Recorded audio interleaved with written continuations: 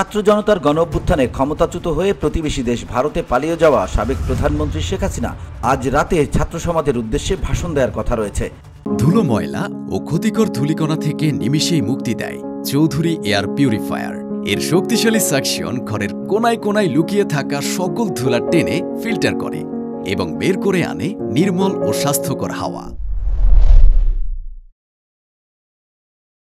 পতিত ফ্যাসিস্ট এই শাসকের এমন ঘোষণার প্রতিবাদ জানাতে ভাষণ চলাকালে দেশের বিভিন্ন স্থানে জুলাই গণঅভ্যুত্থানে সংগঠিত গণহত্যার ভিডিও, ডকুমেন্টারি, ছবি প্রদর্শনের উদ্যোগ নিয়েছে বৈষম্য বিরোধী ছাত্র আন্দোলন। গত মঙ্গলবার বৈষম্য বিরোধী ছাত্র আন্দোলনের ভেরিফায়েড ফেসবুক পেজে এক পোস্টের মাধ্যমে এ তথ্য জানানো হয়েছে। পোস্টে বলা হয়, বাংলাদেশের ছাত্রদের ওপর নৃশংসতম গণহত্যা চালানোর পর ছাত্র সমাজের উদ্দেশ্যেই দিল্লিতে বসে ভাষণ দেওয়ার মতো ধৃষ্টতা দেখাচ্ছেন হাসিনা। এমন নির্লজ্জতার প্রতিবাদে আগামীকাল রাত ৯টায় ঢাকা শহরের প্রত্যেক মোড়ে মোড়ে জুলাই গণহত্যার ভিডিও, ডকুমেন্টারি, ছবি প্রদর্শন করবে বৈষম্য বিরোধী ছাত্র আন্দোলন।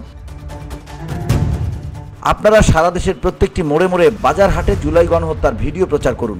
আগামীকাল রাত ৯টায় বাংলাদেশের সব সরকারি বেসরকারি টিভি চ্যানেলে জুলাই গণঅভ্যুত্থানের উপরে বিশেষ বুলেটিন প্রচার করার আহ্বান জানানো হচ্ছে।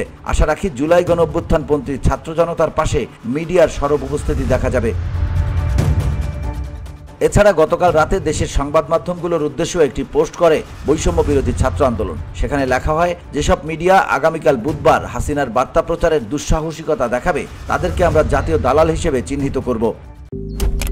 মালয়েশিয়ান প্রযুক্তিতে তৈরি অত্যাধুনিক cleaning machine modern vacuum cleaner যে কোনো ধরনের ধুলো ময়লাকে পরিষ্কার করে ঘরকে করে তুলুন চকচকে ও আকর্ষণীয়।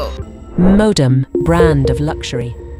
এছাড়া বৈষম্য বিরোধী ছাত্র আন্দোলনের আহ্বায়ক হাসনাত আব্দুল্লাহ শেখ হাসিনার ভাষণের বিষয়ে একটি পোস্ট করেছেন। তিনি লিখেছেন, হাসিনাকে বক্তব্য প্রকাশের সুযোগ দেয়াকে বাংলাদেশের ফ্যাসিবাদ বিরোধী জনগণের বিরুদ্ধে ভারতের যুদ্ধ হিসেবে দেখি। VOD Bangla news desk.